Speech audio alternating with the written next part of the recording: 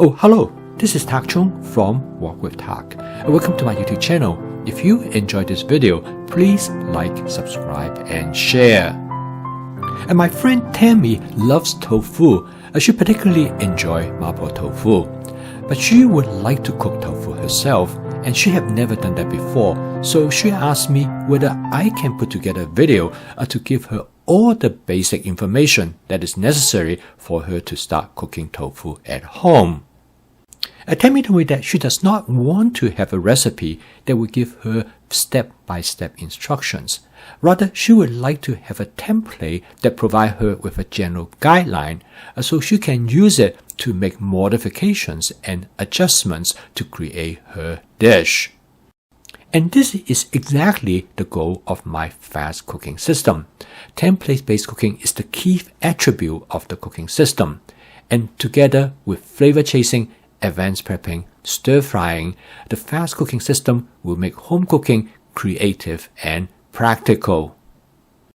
If you have never cooked tofu before, this will be a video for you because I'm going to include every aspect about cooking tofu, starting from the type of tofu to choose from, where you can buy them, how to prep them, and how to cook a very simple mapo tofu dish in less than 8 minutes.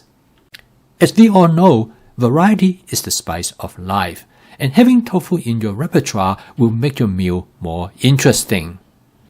Humans are evolved to have a diverse diet, allow us to fulfill all our nutritional requirements. Tofu is rich in nutrients, and including tofu in your diet has many health benefits. In countries like China, Japan, and Korea, you probably can get at least 20 to 30 different kinds of tofu. These are the different types of tofu that are available at a Korean Asian supermarket called H-Mark, and the variety is truly dazzling. If you live in a big city, you probably will come across a supermarket like this, and you should take a closer look at the section where the tofus were being sold. Tofu is now available in most supermarkets, including Walmart.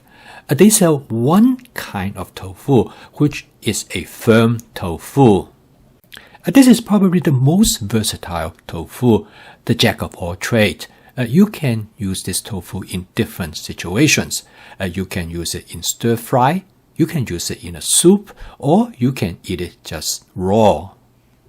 Tofu is available in every Walmart around the country, providing very easy access.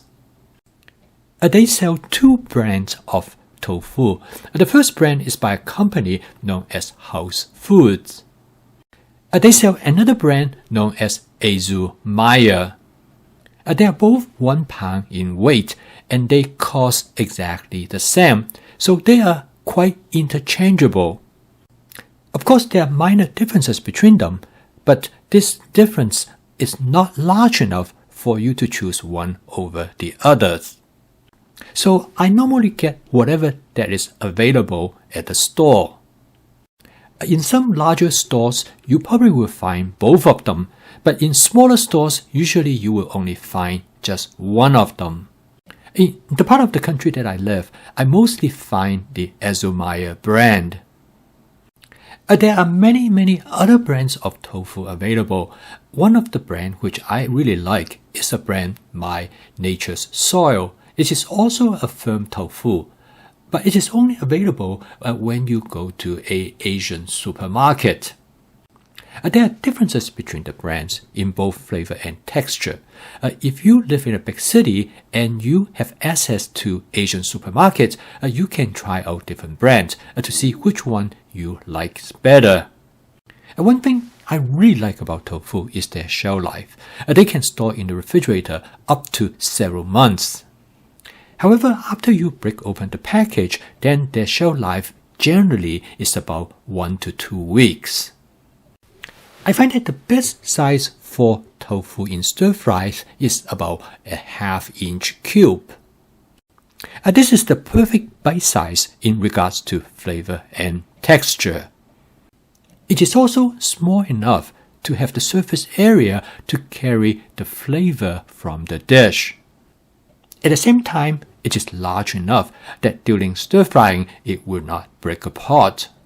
To achieve that, I first slice the tofu in half. The best way to achieve that is to stand the tofu on its hand and cut the tofu right across the middle.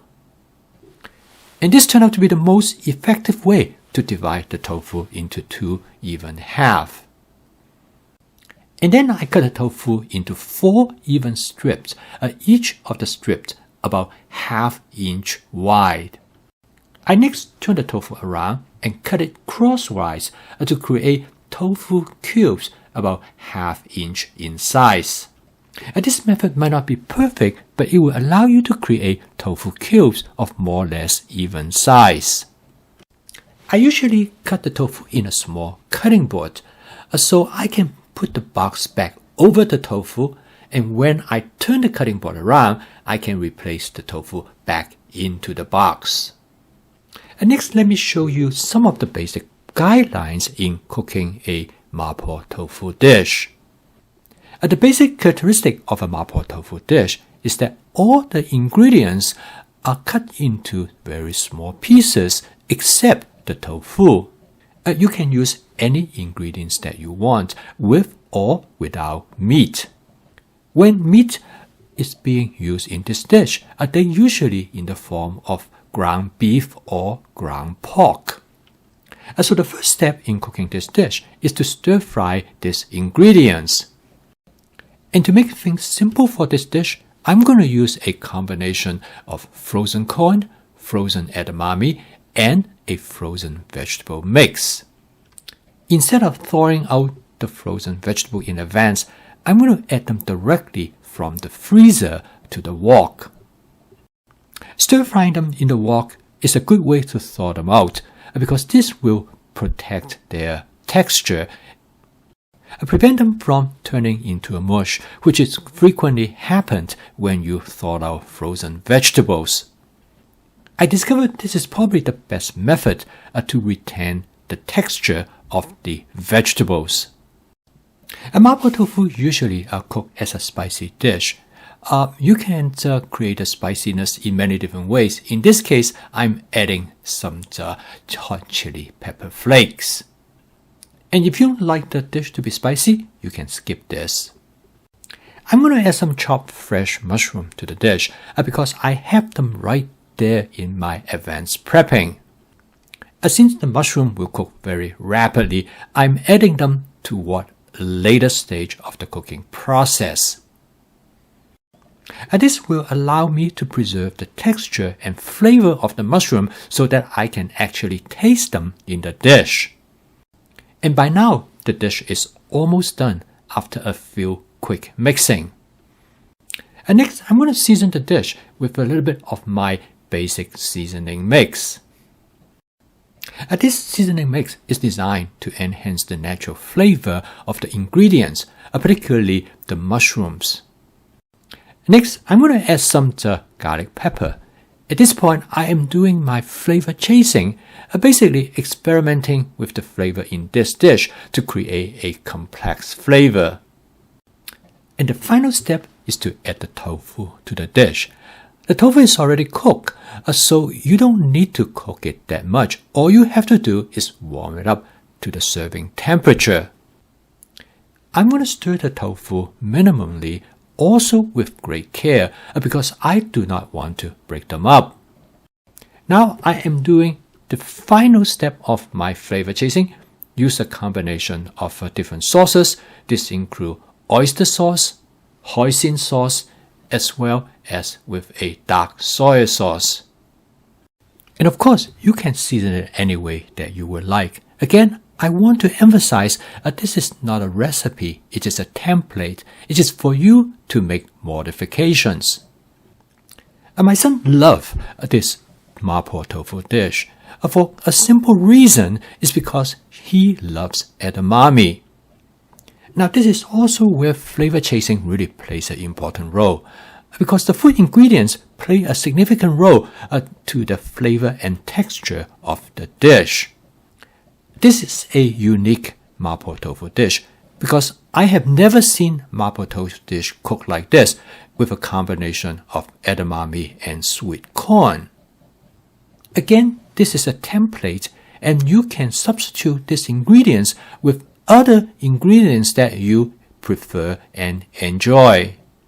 So in this video, I have shown you how to prepare the tofu, and the type of tofu to use are by starting out using the firm tofu that is readily available in most supermarkets. This is an excellent starting point for trying a tofu dish. So as you can see, home cooking doesn't have to be difficult or time-consuming, and you don't have to go into great length to get fancy ingredients.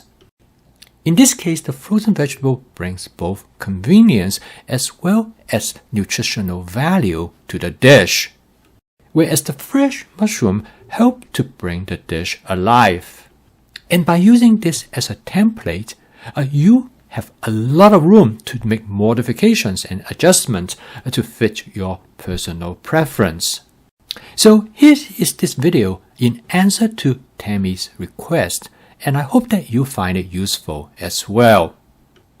I post a video each day to make home cooking practical, efficient, creative, and fun, so you can make home cooking as part of your daily routine using my fast cooking system.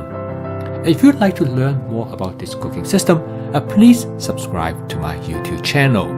So keep on cooking. I will see you tomorrow.